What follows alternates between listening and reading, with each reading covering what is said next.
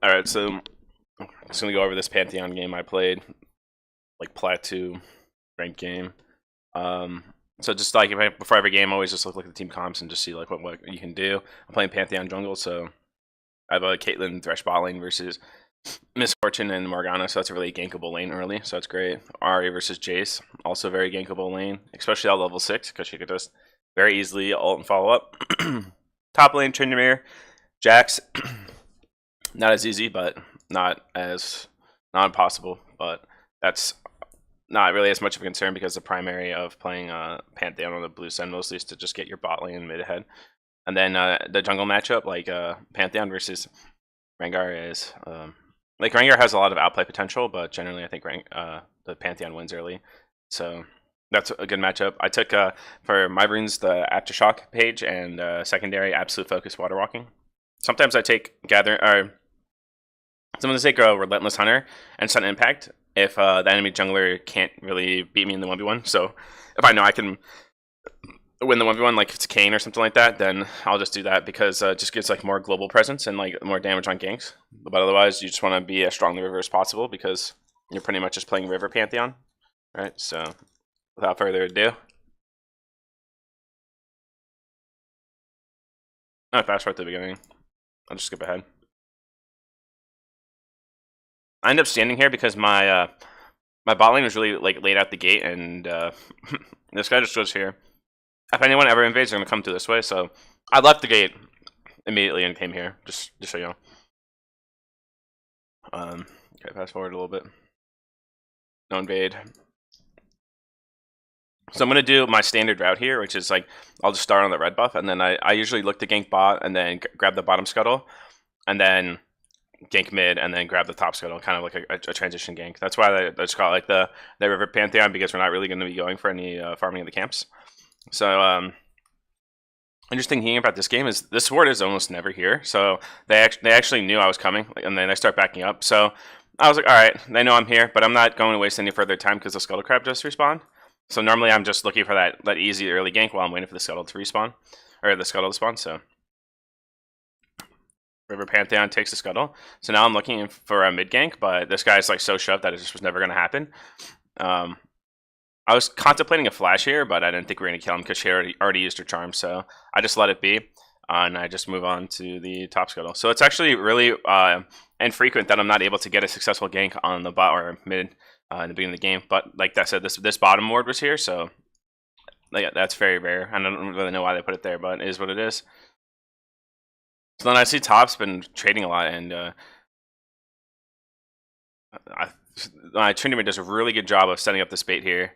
So he ends up counter striking before I got here because he was, trading with Tryndamere and didn't realize I'd be here this early, which is cool. So now I'm like, all right, I'm gonna go grab my blue buff, and then what happens is I drop this ward and I came for the gank and I see he's on this ward. So why he attacked me, I have absolutely zero clue. Maybe he just felt confident because he had his rage passive up, but I mean, yeah, Pantheon like can block his Q, Rengar Q, which is big.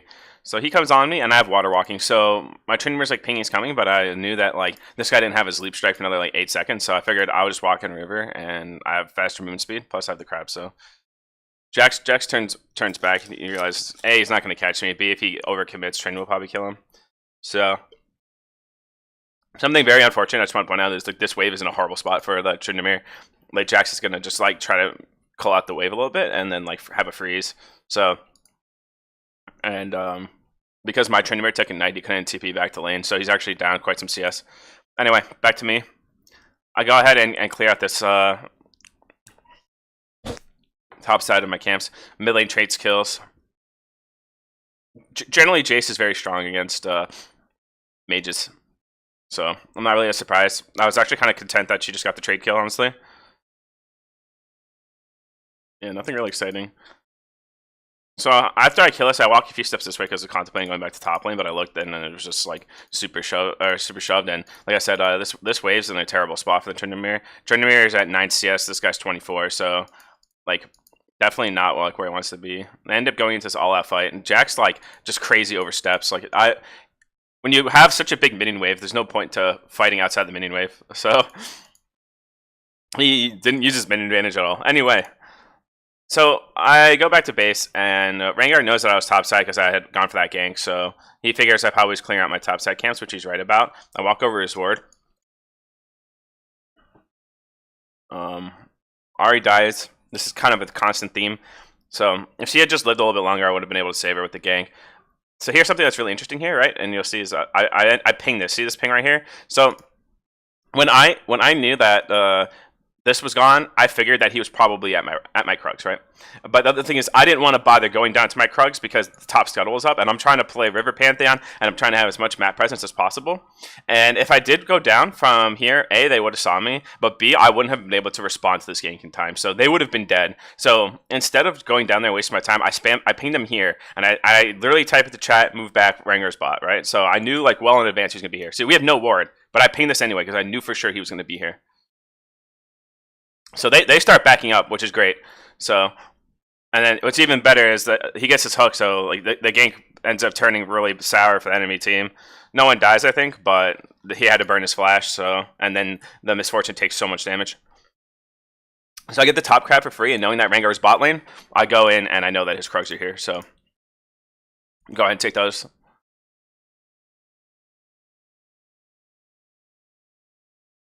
Go ahead and take these as well. I ended up leaving a small raptor here. I probably should have left the small Krug on top, but decided not to. So this is gonna take a while. I guess he sees it, so. But if he hadn't come like him instantly, then he would have to, you know, delay the respawn time.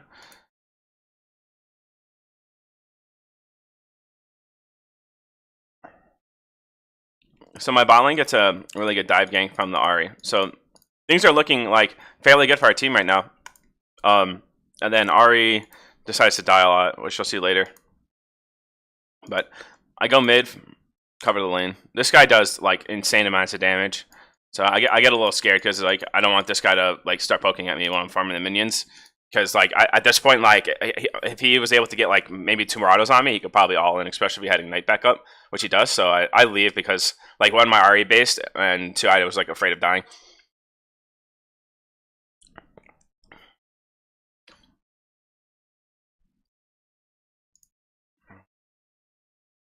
So now that I'm level 6, I'm like, you know, I'm definitely looking for a play. I'm at half health, so I end up going to base. Yeah, and Ahri gets solo killed here. So she just got the double kill on bot lane, so she gave shutdown gold as well. So she's down like almost 20 CS, and like she did pick up. She does have 3 kills from the 1 trade kill and the 2 bot, but yeah, Jace is really giving it to her. But luckily for me, I'm able to just jump in here and out of the base and just pick up myself a free kill. So I get like tons of gold off that, which is really nice for me. Missed the cannon, unfortunately.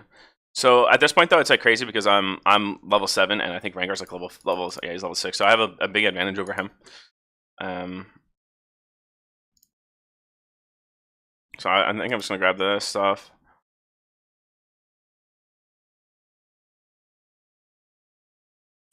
Right, the top's being pushed, so I'm thinking my top lets me know that this is warded, but this guy is just so involved with this trade. I figure he's probably not paying any attention, and he already used Counter Strike and his Leap Strike, so there's almost no chance this guy's getting away. So I'm attack moving with him because I'm predicting that he's gonna do a flash. So we kill him, which is nice, and then this Joker shows up on this ward. Looks familiar, probably. I have red buff. I'm attack moving with him, right? So attack after every after every attack. Easy kill. Yeah, so I don't really know. Rengar just inted me 2 kills, and I've got like top lane like a fairly big advantage. But I've taken all the kills, right? So Trinity's only gotten 1, and Ahri is out roaming again because she doesn't want to be in lane with this Jace. So he gets tons of damage onto the mid turret. I was thinking about fighting him, but he goes around this way, and instead of like chasing him, which like probably will result in not me getting him because he's gonna knock me back and whatever else. I just like hold the wave. And so Ahri comes in here from the side. This is a really interesting play. This guy way oversteps, so like I just kind of want to play it back a little bit here. So so like from his perspective, right? Like I dip out of vision here. So like Jace thinks that like I'm like walking out. So this is like me just like trying to play with vision, and she's level 7 to his level 9. So like, and he's got lethality. So like, he's definitely gonna blow her up. Like that one blast took out like half her health, and she just chugged upon immediately. Anyway, so he steps up because he doesn't see me, and I was still surprised that we got this kill after he knocked me back. But she still had her ultimate, so even without landing a charm, we were stable to kill him. So after you get a kill, if it's very easy to get a plate, like you just help shove the wave and get a plate. I take Demolish with this page as well, so just like super convenient. So I'm jumping in bot lane here because the enemy bot lane got a gank. Let me rewind a little bit here.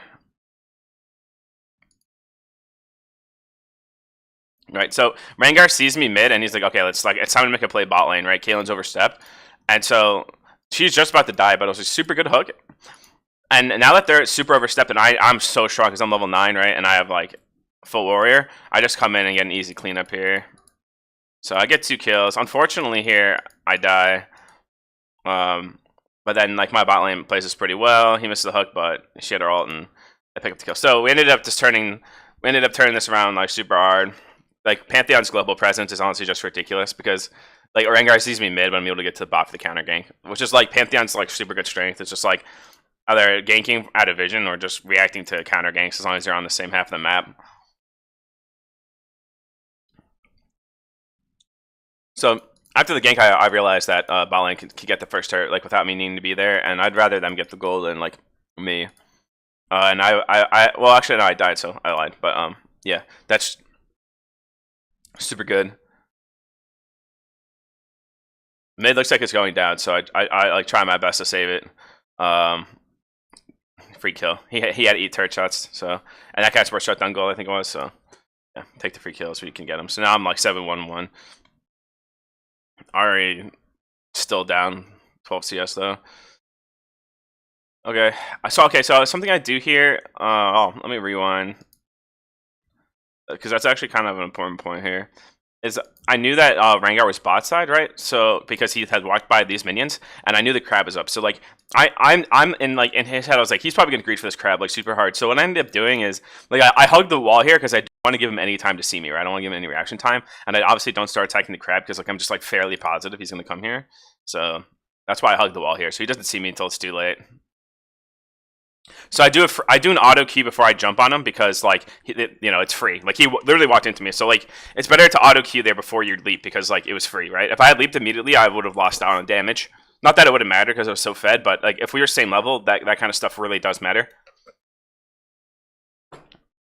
And so at this point, I have like almost a ghost blade, so I have warrior almost ghost blade, and so I'm doing tons of damage. So I know I could just like solo this, and I'm so far ahead. Like, I'm level 10, and their Jace, their solo laner that's doing the best is level 10. So like I'm super ahead.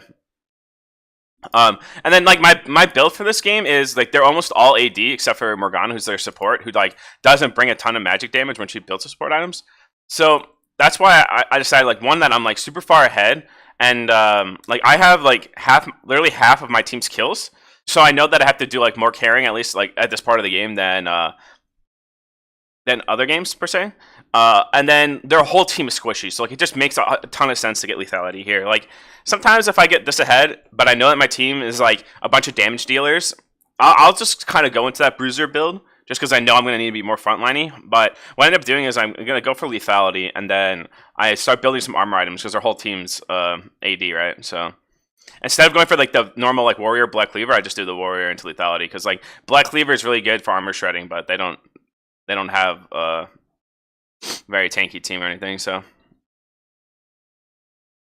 not gonna lie, I chased this like really hard because I have water walking, so I think I'm gonna get him. I'm so close, like I couldn't believe my W just like wouldn't catch up to him. So I go up the river and eventually ghost blades, and I'm like, oh, yeah, I definitely just can't get him. So I just push out this wave and leave.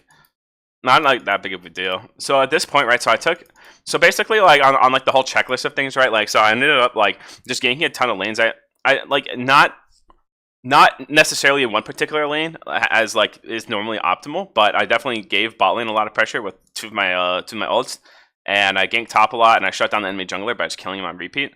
So just like globally, I've had a lot of presence. I helped take mid plates, and we got the first turret bottom. So like step one, create a lead for your team, which I did. Not necessarily through one direct motive. Like normally it's just gonna be one thing. Like you either dump on their jungler really hard and maybe get and then like maybe one or two, like maybe two things, right? Like dump on them the jungler and maybe get bot ahead or something. This was just kind of like a big global presence. So I built a lead for my team. Step 2, right? I got the turret. And then step 3, right? Like, so I'm telling, so like, you know, step 2, get the turret. Step 3, get the dragon. And then this is something that happens a lot. Like, people always trust the person who's doing well. So if you like are getting yourself snowballed, then people are gonna look to you as a shot caller if you take that role. And like this game, I was definitely taking that role. Like I was trying to tell my team what to do. So that's one of the strongest benefits of being the guy that gets fed, because you can just tell your team what to do and they're gonna listen to you if you're getting fed, right? So anyway, so next step, right, is to rotate the strong lane. At this point, like, I'd say top is about slightly ahead of Jax, and our bot lane's ahead. So I'll just consider like bot lane the strong lane. So they're pushing out bot because some of the rotation takes a little bit of time. Honestly, like this rotation to happen instantly, but I do tell my team that like I want to get the Rift World eventually. So we do work on that. Jace goes to match bot lane, which is, when I see that the Jace went to go match bot lane, I was like pretty happy because he's the strongest member on their team, and he like is putting himself in the bottom side lane, so he doesn't have like nearly as much map presence. A really unfortunate fight breaks out in the mid lane, and I play this absolutely horrible. I kind of got baited in here, like, so I see the hook here, and I'm like, all right, I'm gonna kill this guy. Like I knew pretty much leaping in there that I was gonna die, which is just like, was pretty stupid of me, to be honest. So I was just trying my best to kill her, and I end up feeding Jace like Chuck down goal, which is never what you want to do. Almost now played by my Thresh, but Jace is like super strong. So that was really bad, but and like I would say it's inconsequential, but they did get a lot of shutdown gold, and like it does give them some map presence. I lose my Raptors over this too. So anyway, on spawn, like team manages to not get him. Okay, I'm gonna speed up a little bit.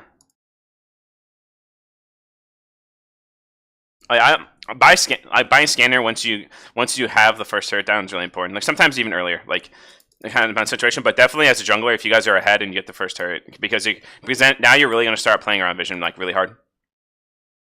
So we kill the Jax. I ping my team for the rift. So we start up, right? So Jax is dead. Team is pressuring top lane, so they're gonna have to answer this. So this is just like pretty easy. Jhin actually comes down as well.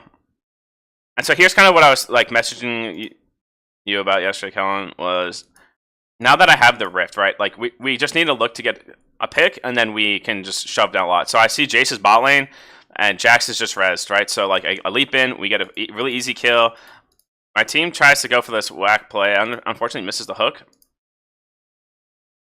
But regardless, right, I have my whole team here. Someone on the team's dead, and Jace's bot lane. So they have at most 3 people defending this. So this is just going to be pretty free. So we get that down. Jax had a good timed leap.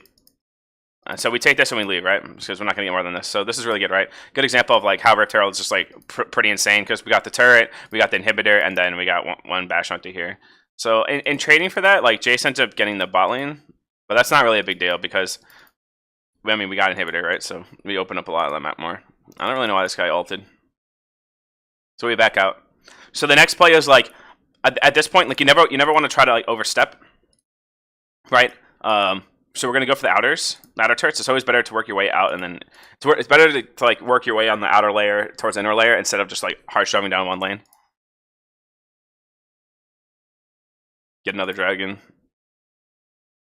My team actually does make a lot of mistakes, like in upcoming plays, relative to the rest of the game. So we ended up like, I'm pinging for this. Communicating, right? So once this is done, like I see my team walking up, right, and I kind of just recognize the situation. I'm like, we don't have a smaller, our waves thinned out, we're not gonna get it. So I ping back, and I'm telling my team like, let's go mid, right?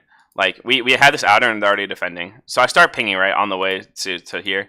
So I'm like, let's just go mid, and we'll probably out rotate. So we're gonna go mid, right?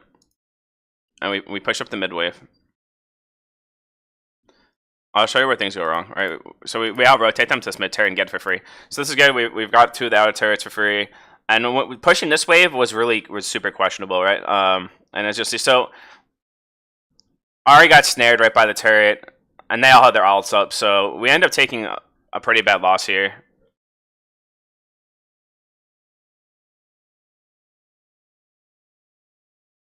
So actually, everyone on my team died except for me. So we really overstepped by going for this mid turret. That was a huge mistake. Like what we should have done is we should have backed out. We should have reset. We should have set up vision around Baron and then like wait for one of them to either push the lane too far where I can ult in behind them and we like 1v2 them, or we just control vision and we kill them by the Baron because they're gonna have to like face check. These things really matter though. Like this is like we are head right at the top inhibitor down. We're up like kills, but if you see the gold count, right, like we're only 1k ahead now because like we're giving them a ton of like in this play alone we must have given them so much shutdown gold, and then they got 2 turrets, so like which is pretty insane, right? Like we have all their outers and we still have 2 of our outers and we have 6 kill advantage, but the gold count is like now look at this, less than 1k. Like literally we're just 600 gold ahead or 700 gold ahead, and it doesn't feel like that when you're in this kind of game because you're like, oh, we're winning hard, but we're not. Because the thing is also, the supers are pushing the top wave, so our supers are killing the wave. So we're collecting 1 less wave than the enemy team. So that's kind of the downside of taking an early inhibitor. You have to take advantage.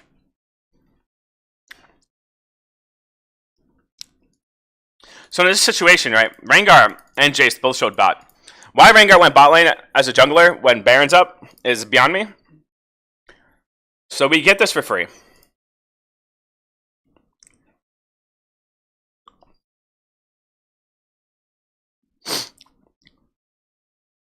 The game's almost over, so only there's like 1 fight breaks out. So we're pushing at mid lane. Eventually, Rengar ults. Rengar ulted somewhere in that whole stairs fast forward through. So we didn't have his ult anymore because we just waited it out. And Tryndamere is pressing top. Yeah. So this guy's ultimate's gonna wear out soon. So it's like, okay, like we're gonna wait it out just because that's 1 less initiate tool. Like they will have no wing on our back line. He actually shows bot lane on the Tryndamere, which just gives us like really easy access to the middle of the base. Really good hooked here. This guy's just super dead. So this is the end of the game. Like at this point now, it's like 5v4 we have Baron. So game over. Okay. Anyway, there it is. The mindset of a young J-Red.